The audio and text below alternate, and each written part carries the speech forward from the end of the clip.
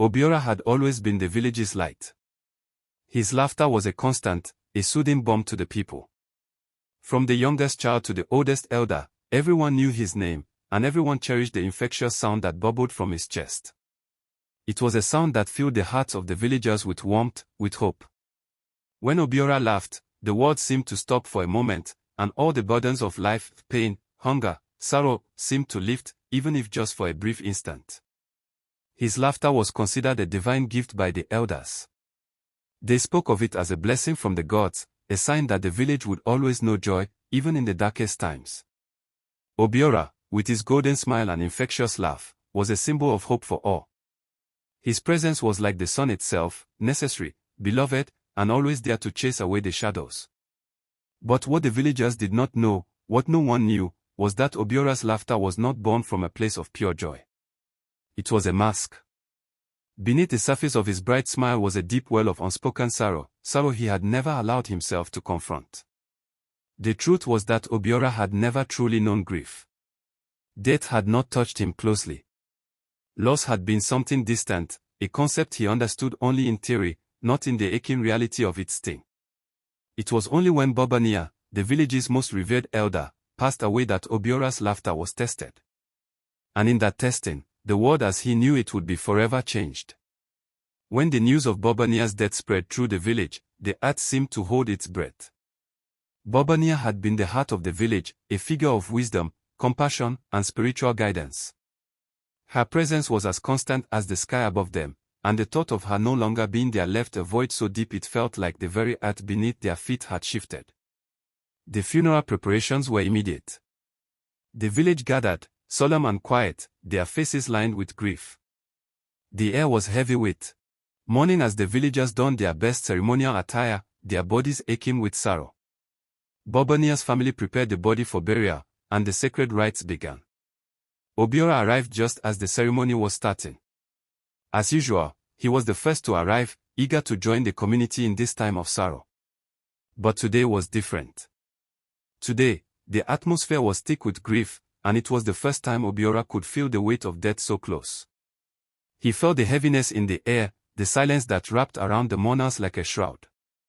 Standing at the back of the crowd, Obiora took in the scene. There was a sharp, palpable sadness that had never existed in the village before. Bobania was not just an elder, she was a mother to them all, a living legend. And now she was gone. Obiora's heart was tight, the laughter that usually came so easily to him now locked inside his chest. As the villagers began to chant and mourn, Obiora felt the familiar stirrings of his laugh, rising from deep within. He didn't want to laugh. He couldn't. Not here, not now. But it was as though his body was betraying him, as though something deep inside him needed to release it. And so it came, louder than he expected, louder than ever before. It echoed through the air, ringing in the ears of the mourners. It was not the gentle chuckle or warm laughter they had known for so many years. No, this laugh was wild, unrestrained, as though mocking the very ritual of death itself. The effect was immediate and jarring. The villagers stopped in their tracks. The chanting faltered. Eyes turned toward Obiora, confusion written on their faces. The sound of his laughter clashed violently with the mourning, as though the very act of living was interrupting their ritual of dying. Amina, Bobania's daughter, was the first to react. Her face twisted in disbelief, her grief turning to something darker, something sharper. Obiora, she cried, her voice breaking. How dare you laugh at the death of my mother? How dare you make mockery of her passing? Her words cut through Obiora like a blade. He stopped laughing immediately, the sound dying in his throat. But it was too late. The damage had been done. The mourners looked at him with a mixture of shock, anger, and confusion. His laughter, which had once been the source of so much joy, now felt like a betrayal. The village elders stepped forward, their expressions grim, their eyes filled with judgment. Obiora, one of them began, his voice thick with authority, you have disrespected the dead. You have disrespected Bobania and the spirit of our ancestors. Your laughter, which was once a gift, is now a curse. You have mocked the very thing we hold sacred. Obiora stood frozen, his heart pounding in his chest. He opened his mouth to speak, but no words came. What had happened? Why couldn't he stop laughing? And why did his laughter now feel so wrong? The elder's words cut through him. You must leave this place, Obiora. You have disrupted the balance. Until you understand the true meaning of death, until you know the power of grief, you will not be welcome here. Obiora left the village in silence, his heart heavy with shame. His feet took him through the dense jungle, but he didn't know where he was going. The forest felt oppressive, its shadows closing in on him, its silence deafening. He had always been the one to bring joy, to lighten the hearts of others, but now he felt like a hollow shell, a man lost in the weight of his own failure. Days passed as Obiora wandered through the jungle. He had no destination, no plan. His mind was consumed with the image of Amina's face, her tear-filled eyes accusing him. He had never wanted to hurt anyone, least of all Amina.